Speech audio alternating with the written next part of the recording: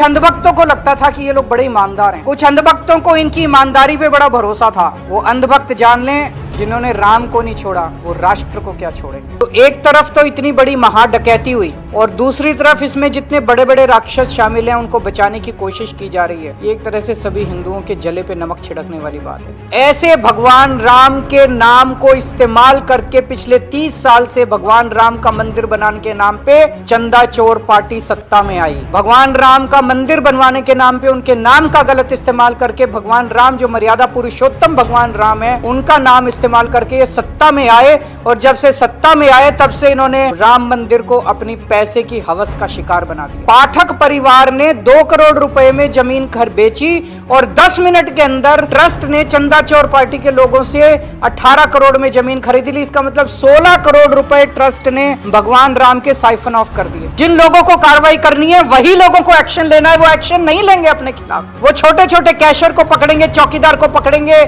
माली को पकड़ेंगे, इन लोगों को पकड़ेंगे। और कल मैंने एक सुना मामला, जब मैं सोशल मीडिया पे पढ़ रहा था, आप मीडिया वालों ने चलाया, प्रधानमंत्री कार्यालय ने चंपत राय से उनके रिकॉर्ड मांगे, हिसाब किताब मांगा। चंपत राय ने मना कर दिया देने से। प्रधानमंत्री मोदी जी ने चंपत राय से रिकॉर्ड मांगे और चंपत राय ने मना कर दिया। इस देश में एक ऐसा व्यक्ति भी है जो मोदी जी को मना भी कर सकता है। 25 जून को जब अरविंद केजरीवाल जी प्रभु श्री राम का दर्शन करने के लिए अयोध्या पहुंचे तो आनन फानन में चंदा चोरों के खिलाफ FIR दर्ज की गई।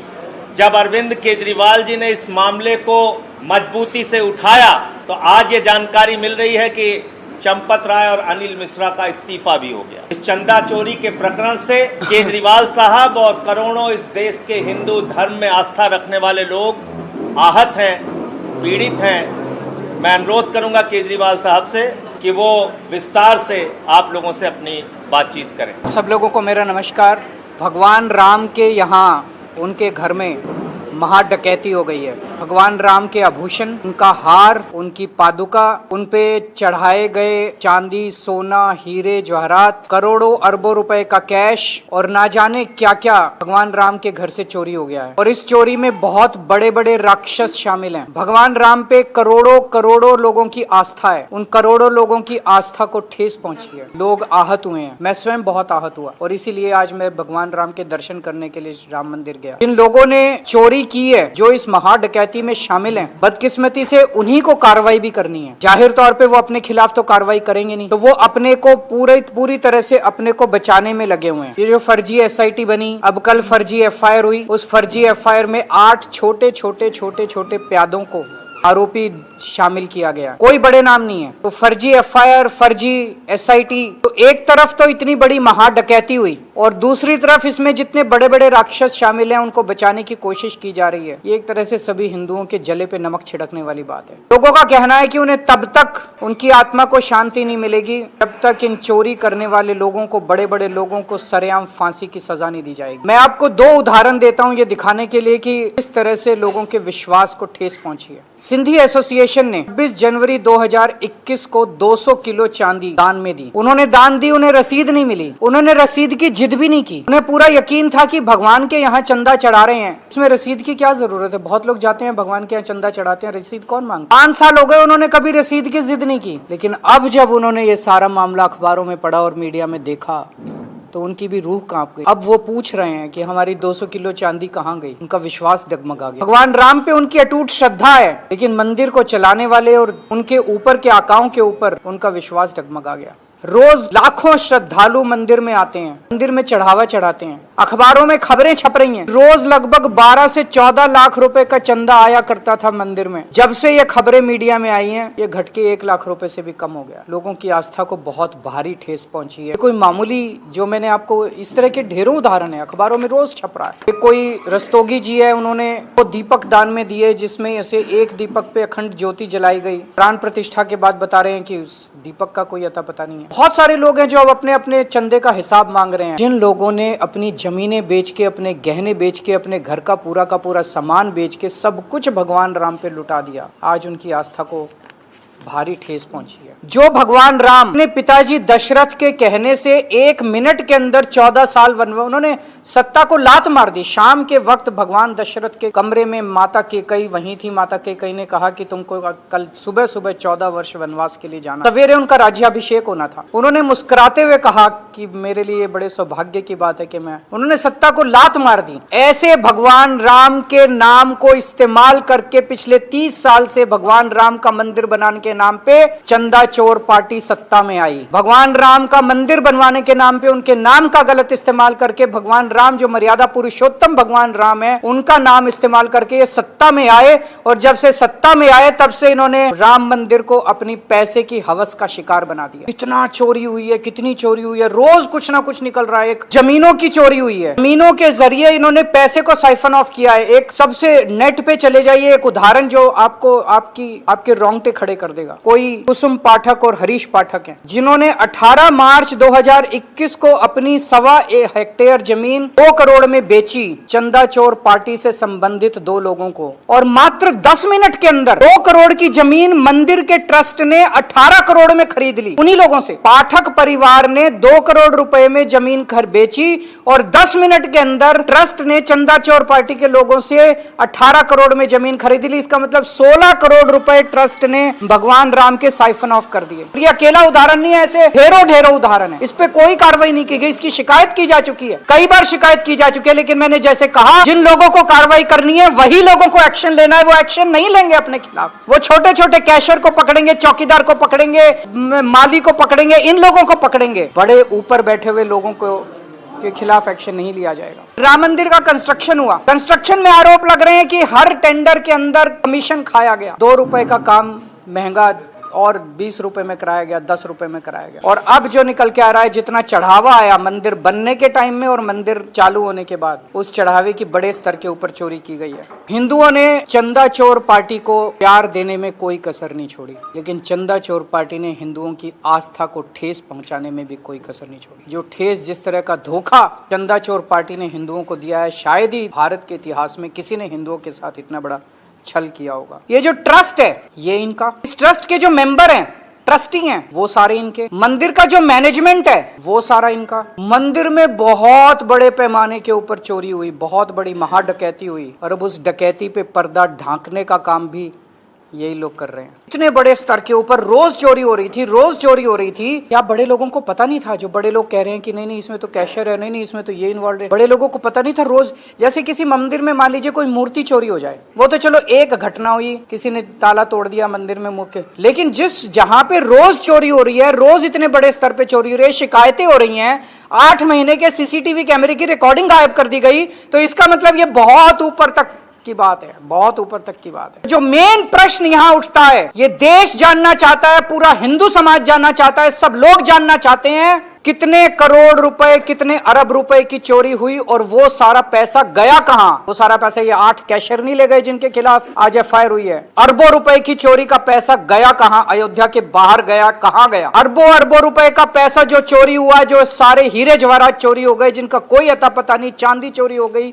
पादुका चोरी हो गई, हार चोरी हो गया, भगवान के आभूषण चोरी हो गए, वो सारा पैसा कहां गया? उस पैसे का डेस्टिनेशन कहां है? बहुत ऊपर तक है इसके तार, बहुत ऊपर तक। 18 दिन हो गए ये जब चोरी सामने आई है। एफआईआर करने के अंदर, जब मैं कल उतरा लखनऊ एयरपोर्ट अयोध्या की तरफ आ रहा था, एफआईआर उसके बाद हुई है। एफआईआर करने के लिए इतनी जद्दोजहद करनी पड़ी। और कल मैंने एक सुना मामला, जब मैं सोशल मीडिया पे पढ़ रहा था, आप मीडिया वालों ने चलाया, प्रधानमंत्री कार्यालय ने चंपत राय से उनके रिकॉर्ड मांगे, हिसाब किताब मांगा, चंपत राय ने मना कर दिया देने से। प्रधानमंत्री मोदी जी ने चंपत राय से रिकॉर्ड मांगे और चंपत राय ने मना कर दिया। इस देश में एक ऐसा व्यक्ति भी है जो मोदी जी को मना भी कर सकता है, वो मोदी जी ने मान लिया, रिमाइंडर भी नहीं भेजा, भी लिया। इसका मतलब आप सोच सकते हैं कि तार कहां तक। चंपत राय के पास ऐसी क्या जानकारी है जिसके सामने मोदी जी भी बेबस है। एक बड़ी इंटरेस्टिंग बात है, अभी तक जिस चंदा चोर पार्टी ने इस मुद्दे को सबसे ज्यादा भुनाया,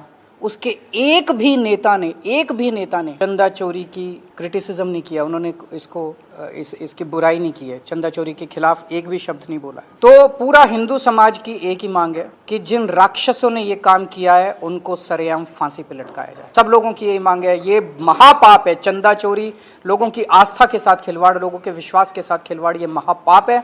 और इस महापाप को करने वाले सभी राक्षसों को इनको सरेआम फांसी पे लटकाया जाए। ऐसा देखने में आ रहा है, ये लोग कुछ नहीं करेंगे, सब मिले हुए हैं, ऊपर से नीचे तक सब मिले हुए हैं। अगर प्रधानमंत्री जी चंपत राय के सामने इतने बेबस हैं तो आप सोच सकते हैं कि कौन कहाँ ना मिला हुआ है। लेकिन मेरी आज सारे समाज से एक विनती है, कानून अपना काम करे ना करे हम, लेकिन हम सब लोग मिलकर कराएंगे कानून से भी काम। भगवान राम भी इन लोगों को दंड देंगे। आज मैं गया, भगवान राम के सामने नतमस्तक हुआ, वो भी इनको दंड देंगे, लेकिन पूरे समाज की भी जिम्मेदारी है। ये जितने चंदा चोर हैं और जितना चंदा चोर करने वालों के सहयोगी हैं, इन सब का सामाजिक बहिष्कार करना शुरू कर दीजिए, नहीं तो आप भी पाप के भागीदारी बनेंगे। जितने चंदा चोर हैं और जितने इनके सहयोगी हैं, इनके सपोर्टर हैं, इन सब लोगों को, चंदा चोरों का सामाजिक बहिष्कार करना शुरू कर दी। इन लोगों को लगता था कि भगवान राम की वहां जो मूर्ति है वो मिट्टी की बनी है। इन्हें ये पता नहीं कि भगवान राम कितने शक्तिशाली हैं। इन्हें पता नहीं कि भगवान राम की ताकत क्या है। इन्हें लगता था कि बड़े आसानी से डकैती कर लेंगे। मैं इनको कहना चाहता हूँ, राम के सहारे आए थे, राम ही इनको भगाएंगे, भगवान राम ही इनको भगाएंगे। हमारी सबकी मांग है, पूरे हिंदू समाज की मांग है कि ये जो ट्रस्ट के अंदर नेता बैठे हैं, अफसर बैठे हैं, इनका मंदिर से क्या लेना देना है? ये क्यों बैठे हैं? इन्होंने अपने प्यादों को बिठा रखा है। आज हम हनुमानगढ़ी गए थे। हनुमानगढ़ी को साधु संत संचालन करते हैं, साधु संत निर्मोही होते हैं, उन्हें कुछ लेना देना नहीं। हनुमानगढ़ी में करोड़ों करोड़ों का चंदा चढ़ता है, आज तक एक नए पैसे का आरोप नहीं लगा, और कितनी दशकों से चढ़ रहा है, सदियों से चढ़ रहा है। भगवान राम के मंदिर को भी साधु संतों को, धर्म आचार्यों को सौंपा जाए। इन अफसरों को और नेताओं को इसके चंगुल से हटाया जाए।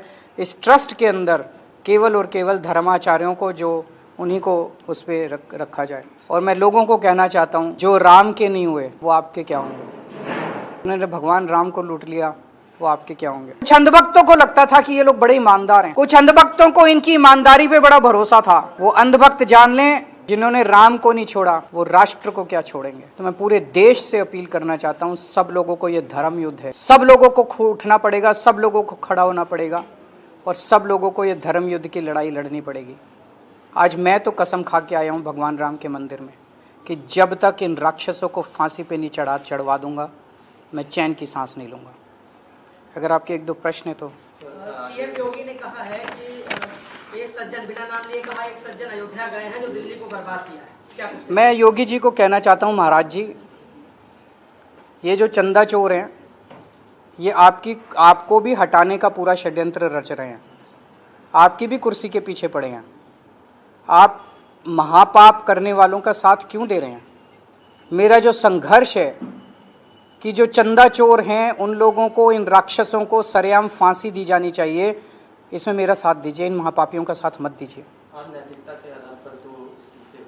अनैतिकता, नैतिकता, इनकी नैतिकता, इस्तीफे, ये तो बड़ा आसान है। मैंने एक पैसे का चोरी नहीं की थी, इन्होंने मेरे को जेल भेज दिया, मनीष सिसोदिया को जेल भेज दिया, सबको जेल भेज दिया। जिन लोगों ने महा डकैती कर दी प्रभु श्री राम के घर में, उनके क्या इस्तीफे से खुशी मनाई जानी चाहिए? पहली चीज तो उनको सरेआम फांसी पे चढ़ाना चाहिए, और दूसरी चीज उनके ऊपर वालों को कौन करेगा? ये तो केवल जरिया थे। मैंने कहा इस पूरी लूट का पैसा पहुंचा कहां है? क्या इनके घरों में है या इन्होंने कहीं और डिलीवर किया है? इनकी पूरी लूट का पैसा किसके पास है? कितना पैसा लूटा और कहां गया? ना एफआईआर में और ना ही एसआईटी के किसी उसमें चंपत राय का नाम नहीं आ रहा, एफआईआर में भी नाम नहीं। बिल्कुल, मैं तो कह ही रहा हूं कि जिस तरह से पूरे मामले को बड़े बड़े राक्षसों को बचाने की कोशिश की जा, एक्चुअली प्रॉब्लम यह है कि जिन लोगों को एक्शन लेना है वही लोग इसमें लिप्त हैं। वो अपने खिलाफ एक्शन, वो अपने को बचाने की कोशिश, ये कहना गलत है कि बड़े लोगों को बचाने की कोशिश की जाए, वो अपने को बचा रहे हैं ये लोग। तो जो पहले तो लूटा और उसके बाद फर्जी एफआईआर और फर्जी एसआईटी करके, ये एक तरह से जले पे नमक है पूरे हिंदू समाज को। लगातार कई एफआईआर कॉपी, कई तहरीर दी गई, लेकिन एफआईआर जो दर्ज हुई वो ट्रस्ट के ही तहरीर पे दर्ज। सब मतलब लोगों की आंखों में धूल झोंकने का। मेरे को ये बताइए, 2021 में अगर एक जमीन 2 करोड़ की 10 मिनट के अंदर 20 करोड़ में खरीद ली जाती है, उसके ऊपर अभी तक गिरफ्तारी क्यों नहीं हुई?